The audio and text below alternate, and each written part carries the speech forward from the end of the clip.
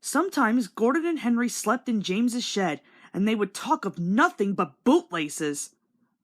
James would talk about engines who got shut up in tunnels and stuck on hills, but they wouldn't listen and went on talking and laughing.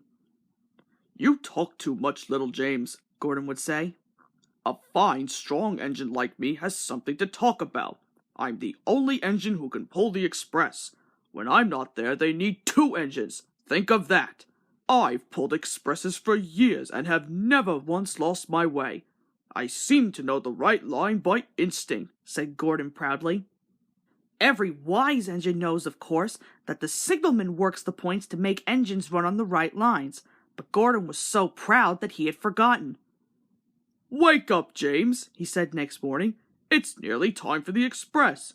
What are you doing? Odd jobs?" "Oh, well, we all have to begin somewhere, don't we? Run along now and get my coaches. Don't be late now." James went to get Gordon's coaches. They were now all shining with lovely new paint. He was careful not to bump them, and they followed him smoothly into the station, singing happily, "We're going away! We're going away!" "I wish I was going with you," said James. "I should love to pull the express and go flying along the line." He left them in the station and went back to the yard, just as Gordon, with much noise and blowing of steam, backed onto the train. The Fat Controller was on the train with other important people, and as soon as they heard the guard's whistle, Gordon started. "Look at me now! Look at me now!" he puffed, and the coaches glided after him out of the station. Boop, boop, boop, boop. "Goodbye, little James. See you tomorrow." James watched the train disappear round a curve and then went back to work. He pushed some trucks into their proper sidings and went to fetch the coaches for another train. He brought the coaches to the platform and was just being uncoupled when he heard a mournful, quiet shh, shh, shh, shh. And there was Gordon trying to sidle into the station without being noticed. "Hello, Gordon. Is it tomorrow?" asked James. Gordon didn't answer. He just let off steam feebly. "Did you lose your way, Gordon?" "No, it was lost for me," he answered crossly. "I was switched off the main line onto the loop. I had to go all around and back again." "Perhaps it was instinct," said James brightly. Meanwhile, all the passengers hurried to the booking office. "We want our money back!" they shouted. Everyone was making a noise, but the Fat Controller climbed on a trolley and blew the guard's whistle so loudly that they all stopped to look at him. Then he promised them a new train at once.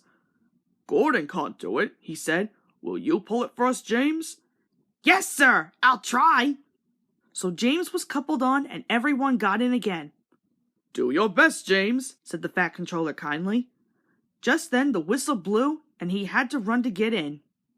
Come along, puffed James. "You're pulling us well, you're pulling us well," sang the coaches. "Hurry, hurry, hurry," puffed James. Stations and bridges flashed by. The passengers leaned out of the windows and cheered, and they soon reached the terminus. Everyone said thank you to James. "Well done," said the Fat Controller. "Would you like to pull the express sometimes?" "Yes, please," answered James happily. Next day, when James came by, Gordon was pushing trucks in the yard. "I like some quiet work for a change," he said. "I'm teaching these trucks manners. You did well with those coaches, I hear." "Good, we'll show them." And he gave his trucks a bump, making them cry, "Ow! Ow! Ow! Ow!" James and Gordon are now good friends. James sometimes takes the express to give Gordon a rest. Gordon never talks about bootlaces, and they are both quite agreed on the subject of trucks.